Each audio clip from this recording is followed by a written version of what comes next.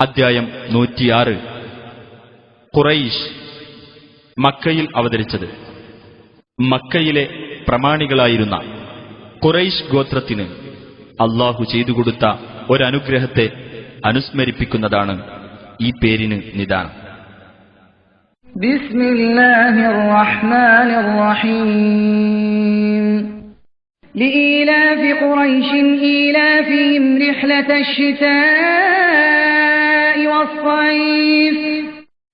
ഖുറൈശ് ഗോത്രത്തെ കൂട്ടിയിണക്കിയതിനാൽ ശൈത്യകാലത്തെയും ഉഷ്ണകാലത്തെയും യാത്രയുമായി അവരെ കൂട്ടിയിണക്കിയതിനാൽ ഫൽയഅ്ബുദൂ റബ്ബ ഹാദൽ ബൈത്ത്.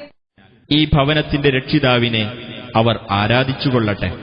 അല്ലദീ അത്അമഹും മിൻ ജൂഇൻ വആമനഹും മിൻ ഖൗഫ്.